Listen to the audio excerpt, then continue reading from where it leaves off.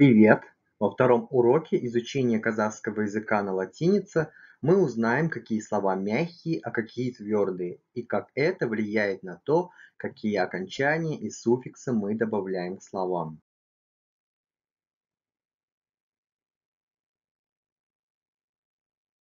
Слово мягкое, если в нем гласные буквы э, э, а также согласные г, к. Слово твердое, если в нем присутствуют гласные о, о, а также согласные р, х.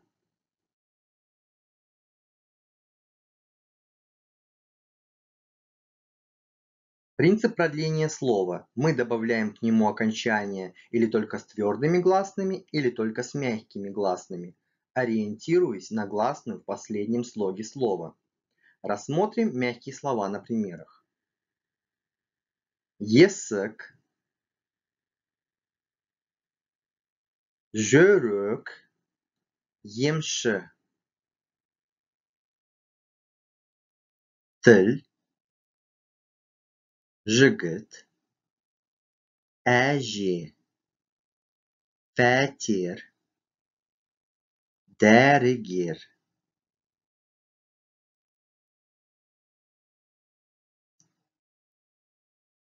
Дүкен, сөз, шешім, тізім, сөзбі, өлім. Рассмотрим твердые слова на примерах. Жұмыс, дос. Аялдама, айлық.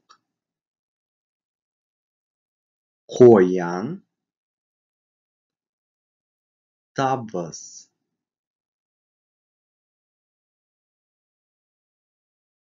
Субұрқақ, тамақ.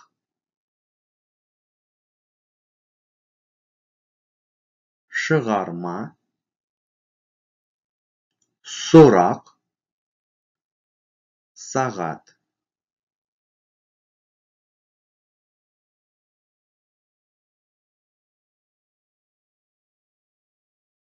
Үндестік заңы, закон сингармонизма. В слове могут быть либо мягкие, либо твердые гласные. Исключение слова иностранного происхождения. После твердого слога следует твердое окончание. После мягкого слога следует мягкое окончание. В окончаниях казахского языка встречаются только 4 гласные а, е, э. С гласными а, е окончание да, де, та, те, ндан, де, дар, дер, лар, лер, га, ге и так далее. Подробно мы рассмотрим их в следующих уроках. Адам, адамда, адамдар. Әже, әжеде, әжелер. С гласными э. Окончание д, т, н, дын, тын, нын и так далее. Адамның, адамды.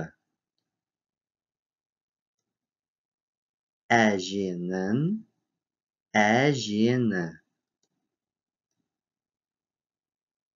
В словах иностранного происхождения есть и твердые, и мягкие гласные. То при добавлении окончаний смотрим на последний слог слова. Кітап, кітаптар. Мұғалім, мұғалімдер.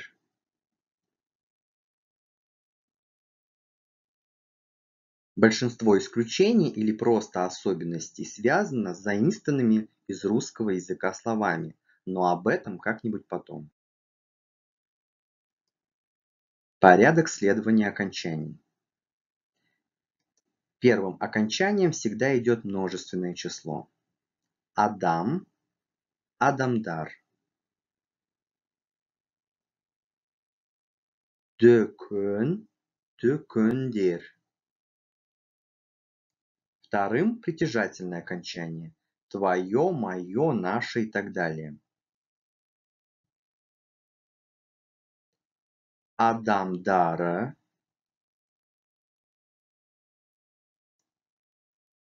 дөкөндеріміз. И только третьим следует окончание какого-либо падежа.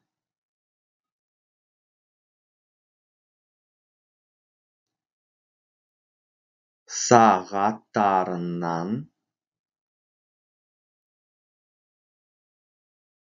дөкөндерімізден,